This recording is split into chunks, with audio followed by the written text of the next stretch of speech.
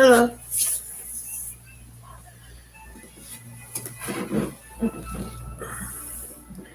Welcome to Angel's house.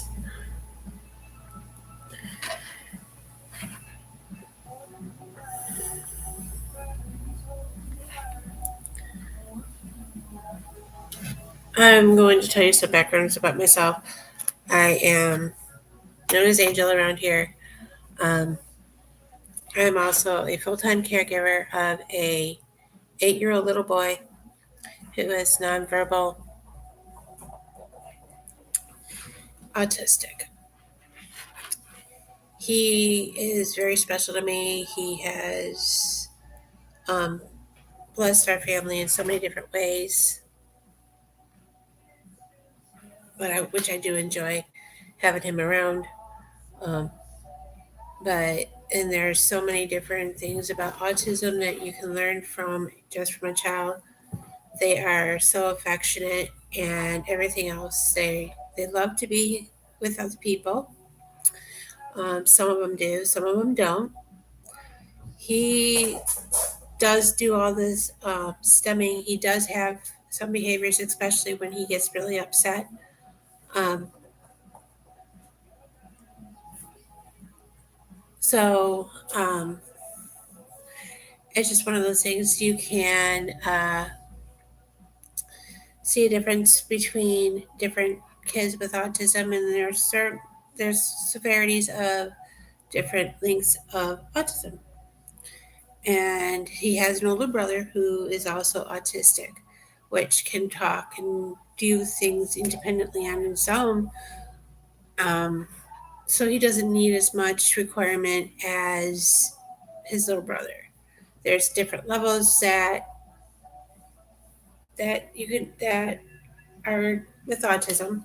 Autism go is there's 3 levels. There's 1, 2, and 3. The third level is the more severe.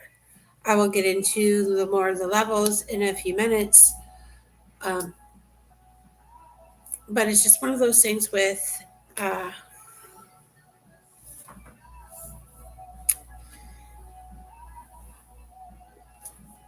him being autistic himself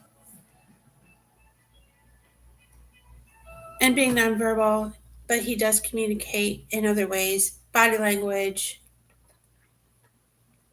He'll have behaviors, um, which is okay to have some behaviors, but it's okay. I don't see a lot of them having behaviors, but there are a lot that do have behaviors. He's one that does have behaviors. His older brother has some behaviors, but having behaviors sometimes is the only way they can communicate if they're upset, not feeling good, um, and that's just one of those things.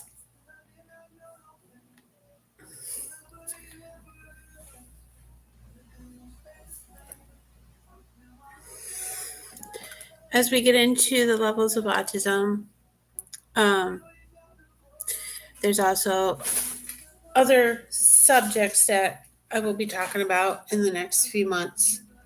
Autism is just the first one.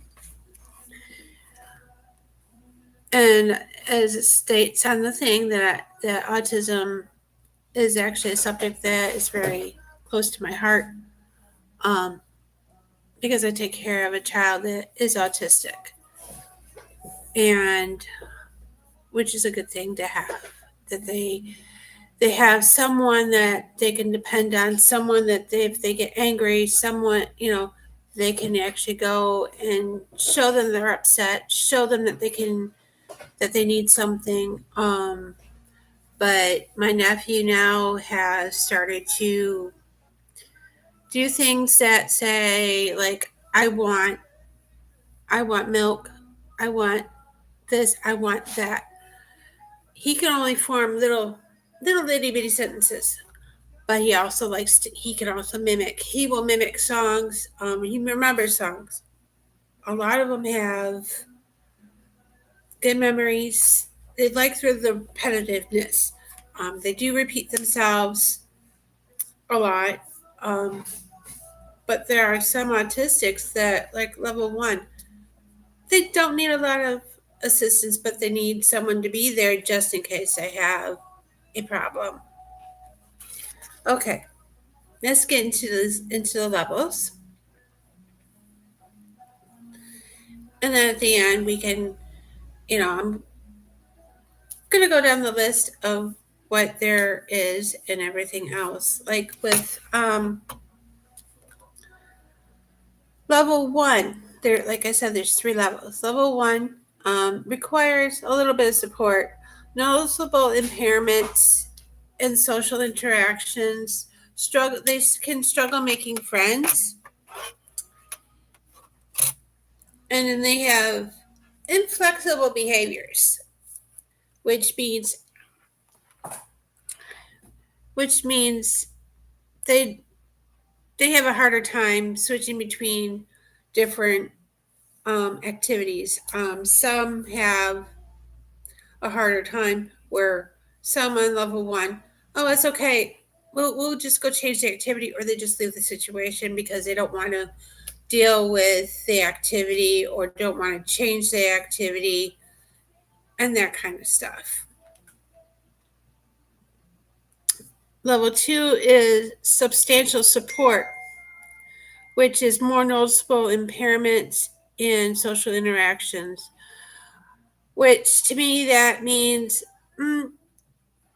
they're more off in the corner somewhere and don't want to, they want to be in a quiet corner, quiet spot, but they still want to interact with others, but they're still enclosed in themselves because they're scared to be social sometimes. And also level 2, they also can have limited verbal skills, communication skills. They have a harder time making friends and keeping friends.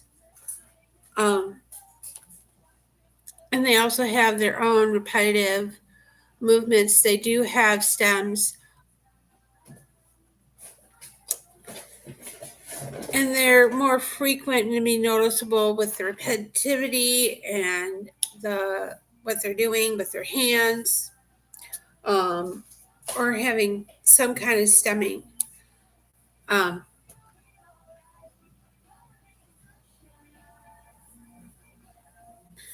But you have to have, and they don't like to have a lot of interaction, so they'll be off off in a corner somewhere if it's a social gathering with other people.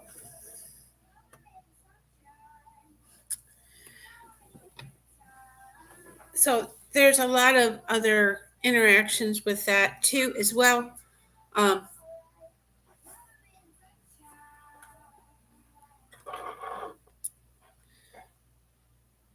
and also level 2, they can have a harder time dealing with coping with the change. Any change can be different for them, and having change when it comes to an activity, you change an activity, it's going to be harder for them to deal with it. Like with someone that's normal in society that doesn't have any issues socializing, they would not have a hard time with some change. Where a person with autism can have difficulty. There's a difference. Some autistic people have a harder time socializing, and then there are some of them that have an easier time socializing. It depends on the level, and each level affects all of them in a different way because all of them have a different way of reacting to something. Um, like because the level 1, most of them can talk and be able to say sentences and keep up a conversation if need be. Where level 2, they have limited communication, which means they could be able to speak some things, but they can't express how they feel. Their emotions are totally different from ours. But I've noticed with some autistics, their IQ levels are really high. They're smart on their own. They can do things on their own. And they can figure things out without being told, okay, this needs to be done this way, or this way, where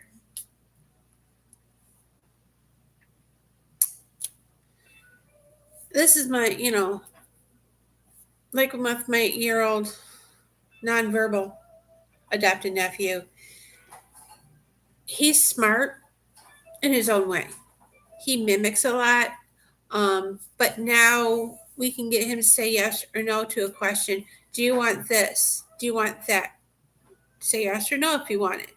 If you want it, say yes. But he does understand the meaning of what we are saying to him. He knows the difference of yes or no. So, yeah. And with level 3, they require more of a substantial support, which is they need more than the first and second level. They have a severe social communication impairments and intensity, which means they may have a harder time doing communicating for how they feel, communicating and how they want everything to be perceived.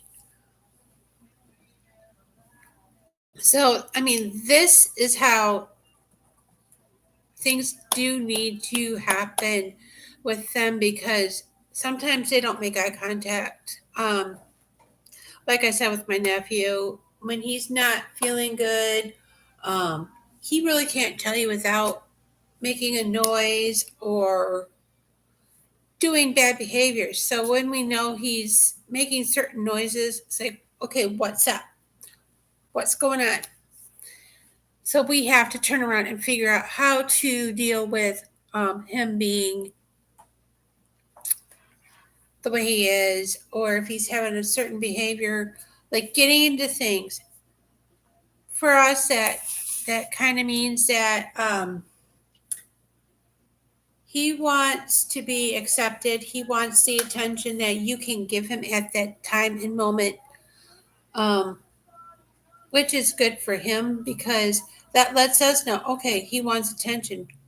But which kind of attention does he want? Good or bad? Where that means if he wants to be played with his toys and blocks, or if he notices he's getting in trouble and wants that kind of, interaction. But so with him, we have to gauge on how he wants to, I lost my train of thought, on how he wants to deal with a lot of different things and how he wants to do it. So it's gonna it's going to with him when it comes to all that needing attention when he wants his attention, so he gets it. Yes, also with level 3, they are very limited or no verbal communication. His is very limited to where he mimics to what he wants. Um, we've somewhat showed him how to do some sign language. For him, when he wants something, he'll say I, and then he verbalizes want. And we'll point, and he'll say what he wants, or he points to it. He has a tablet which he learns different things and stuff on, where he'll say he wants the tablet, which he's allowed to have the children's YouTube or any of his educational stuff that's on there. So he's learning different things, even though we're teaching him as he goes. He's got these magnet blocks that we play with him with, and we'll stack them up, and sometimes he'll just knock them over, or he'll start stacking blocks next to it.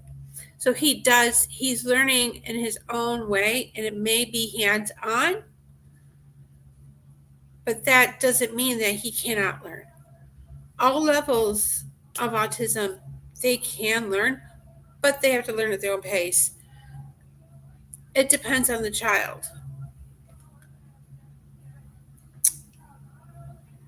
They require very substantial support to function, which means he's got to have someone in earshot or where we can see him 24 hours a day. Um, most of them, most in level 3, you have to have someone that's available for him, available for them 24 hours a day, which means he's got to have an adult around or an older, like an older teenager that can be help out with the adult. So if the adult has to step away for a minute, someone else is there to take care of him. So I mean that's the thing with all of the anybody with autism, they have to have someone there just to make sure they're okay. Like level 1, I think some of them could like live in assisted living, but level 2, they have to have someone with them as much as level 3, but not as severe because they can take care of level 2, they can take care of themselves and everything else. Level 3, they can start taking care of themselves, but that just changes their level as they learn.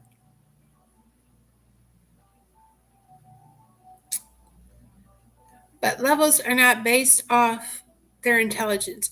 Any of them could have a high IQ at any of these levels. So don't say, okay, because they're level 3, they're dumb. They're not. They're very, very, very, very, very smart children. And they can be very affectionate to the ones that take care of them full time. They love to be loved. And sometimes they do like to be cuddled every once in a while. My nephews, they'll come and ask to be cuddled, especially the older one. If he wants to be cuddled, he'll say, can I have a hug? Can I need a hug, because he can verbalize that. The youngest one, he really can't say, I need this, I want a hug. Sometimes you have to go and ask him for a hug just to give him a hug. And he'll want to be picked up and he'll just do a full bear hug. So that just tells you when it comes to people that take care of them, they're more affectionate. But with my nephew, he's affectionate with some of the teachers that he has because he's had them as his teachers since kindergarten. So his teachers go up with him as he learns. This year he's got a different teacher, but his other teacher's still around where she can go take care of him if need be because she understands him. And also the individual support can change at any given time. Their support may be backed off a little bit so they can be more independent. And then there are some times where their support has to be leveled up a little bit because there's no new problem that's going on that needs to be addressed, that needs to be worked on. And if they're learning a new skill, so the support for that new skill has to go up a little bit. And once they learn that new skill, the support can go down. So every new skill that they learn, their support will be needed until they learn the skill. And if once they've mastered that skill enough where they can actually back off the support just a tad. And that's wonderful to see because my nephew here, he knows how to use his own tablet because there's a passcode on it. He knows the passcode. We didn't have to teach him that. He learned it on his own.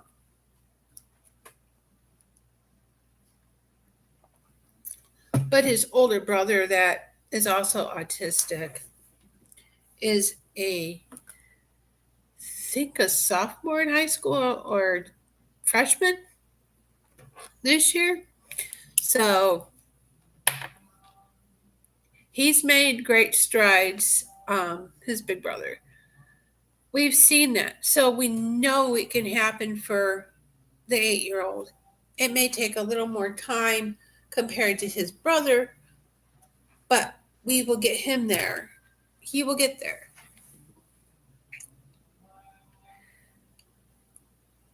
All this stuff that I'm talking about, is not a complete picture of what someone with autism has.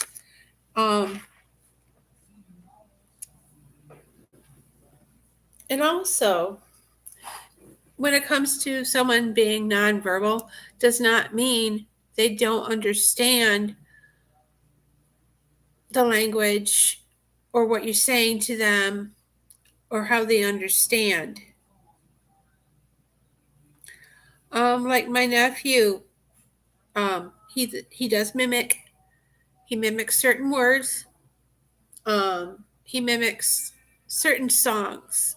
The other day, he's learned how to sing the jingle for Folgers,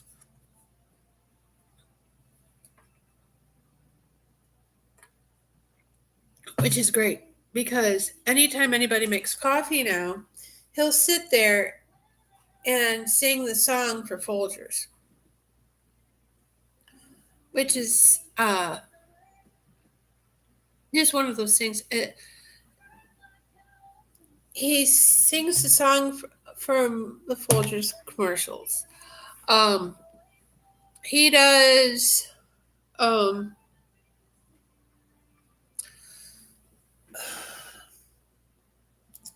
he knows how to sing "Happy Birthday." When someone has a birthday, he will sing you "Happy Birthday." Um, you have to help him, but he can do it. But everyone is different. With every level that you can get with them. I'm sorry. The level of the that they communicate in and everything else. It's wonderful seeing someone who has been level 3 for the longest time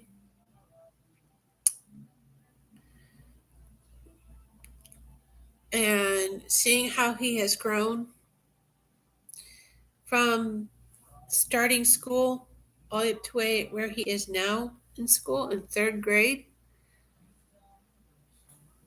It's wonderful because seeing him grow as a human, that he may be different. So what?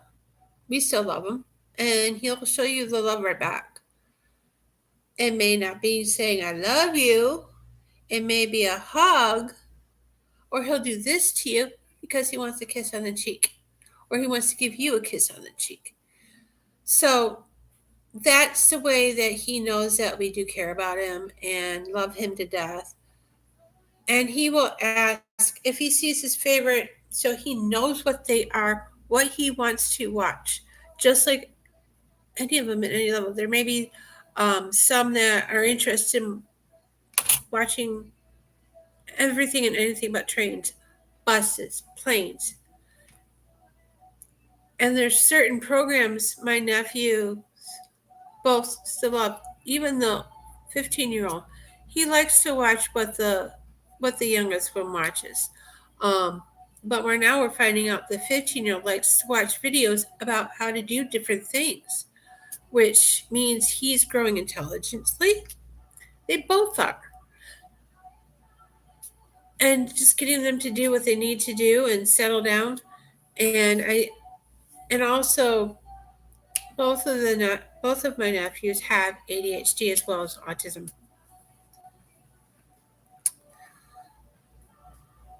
And there's like body language and everything else that only the caregivers will know, or their teachers can find out, okay, why are they doing this behavior?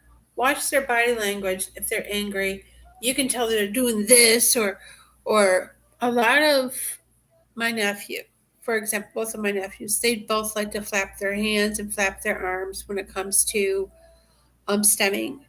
Um, and the wonderful thing is when you hear them doing their happy stem, you can tell the difference when they're mad and they're happy. Both of my nephews will um, do a happy squeal, or stemming, really making humming noises in a happy way. But when they're upset, you can tell they're upset. Um,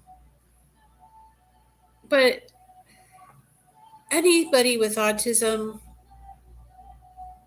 they deal with it in a different way, and everybody's a little different in their severities. And I'm going to close this up telling you about giving you the list of the 5 types of autism. So I can do more research, and we can get into these 5 types. So over the next for the next few weeks, and then we'll get into the next topic. For one of the types is Asperger's, which that's on the spectrum. Rett syndrome. I've never heard of that one. Childhood disintensive disorder. Caregiver syndrome, MPDD, NOS. My 19-year-old, when she was little, she was diagnosed with delayed. And we don't know, mentally delayed.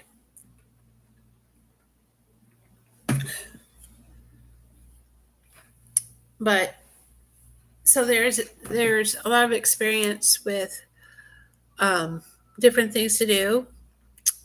But if you see someone in the community that is autistic and is stemming, you don't need to approach them. Don't stare. Please don't stare. The parents can handle it. The caregivers can handle it. Sometimes the older siblings can help.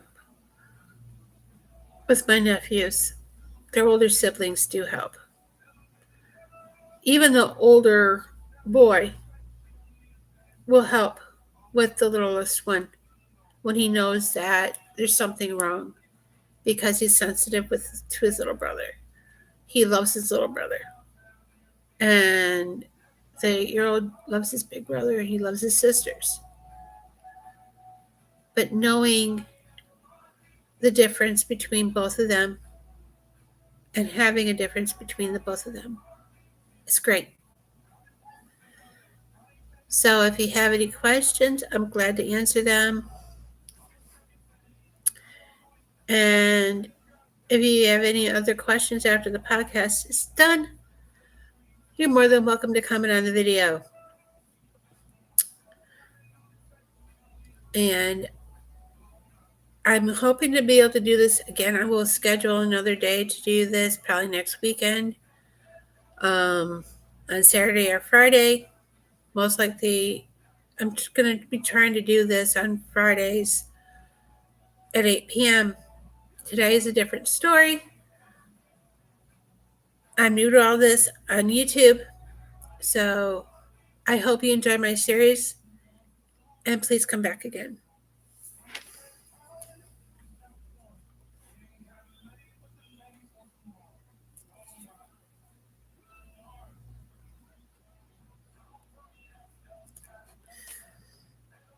And I do hope that you enjoy this series, and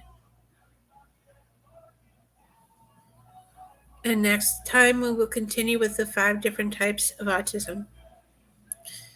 And like I said before, if you have any questions after this is done, you can leave them in the comments below this, and I will get back to you as soon as I can.